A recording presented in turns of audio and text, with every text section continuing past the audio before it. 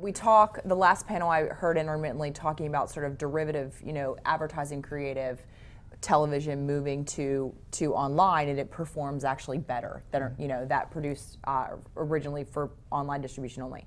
When we talk about taking content, original storytelling, premium content in the context that it's created by one of the top 5 programmers or broadcasters, and we distribute it, over the internet, how does that fit into it, right? Like, because the expectation of a linear experience by virtue of the quality of the content, how do we, how's changing that model work and leading those horses to water? Right, right. Well, when we first set out, we were taking the same TV ads and content and putting it in as many places as possible, and that had an impact on awareness. What we're seeing now with new products like Twitter, TV Ad Sync, and other products where we have an on-air kind of ad experience and then online that complements it and continues to tell that story and brings people deeper down the rabbit hole. It's leading to longer attention cycles, more engagement, and better purchase intent results. So I think number one is to think more than just beyond the impression and think about the whole life cycle and your engagement with the consumer.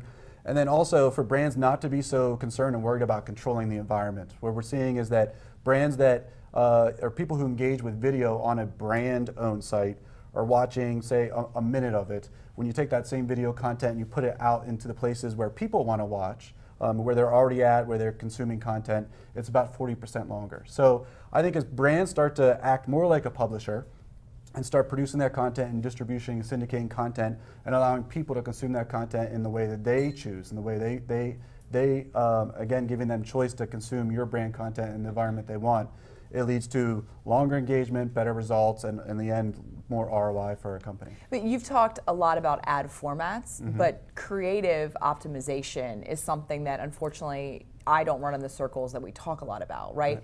And I think you still have this chasm in the creative community in our world between, those guys that look at technology as an opportunity and an additional, palette with which to paint, and then those guys that, may have been doing it for a long time and still refer to the Marlboro Man as, sort of the iconic ad unit, and they're struggling with technology. Right. So where's the medium there? Because at some point the creative community has to step up and take ownership for performance in video if data truly is what's going to be the tipping point for performance. Right, and I think, so media allows us to reach different people in different moments, and I think creative has to allow us to do that as well.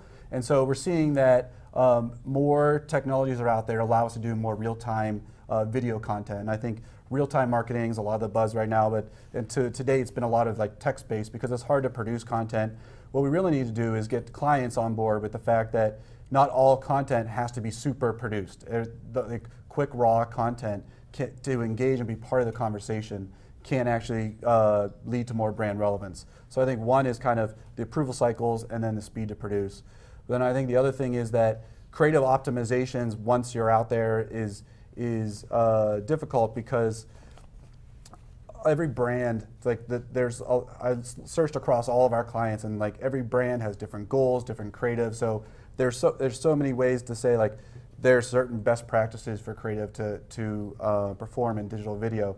But what I think is smart is to just be nimble. And as real-time marketing allows us to do real-time engagements, we should be doing more real-time creative optimizations. But what's real-time marketing, right? Because like we're looking at attribution models that still have a minimum of, okay, maybe we're not 12 months, we're at a 6-month latency. Like some of them are a little bit quicker. And I mean, still it's funny math. Right? So if we're not following the same legacy of our industry, which is to assess our success based on measurements that we've defined of media, right? I mean, if you're really looking at moving a P&L, how does a CMO make an informed decision in real time? Like what tools are you advising your clients if you're suggesting that's where they need to double down and invest? Right, I mean, it's the new frontier, it's the new front. Not many clients yet are jumping on board and willing to give over that approval cycle and willing to do more real-time creative.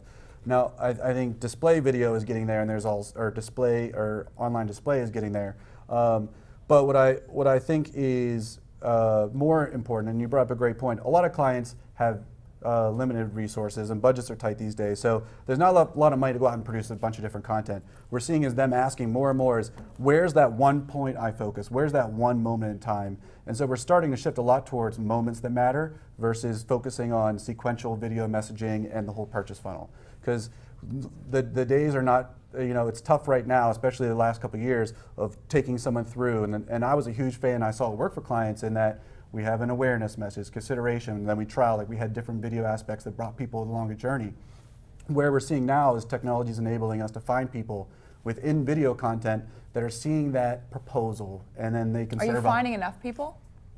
I mean, because that's what I hear from video ad networks. Right. Audience guarantees and long form comment are the two things that brands and agencies are asking for the most and with which they're struggling to deliver. Right.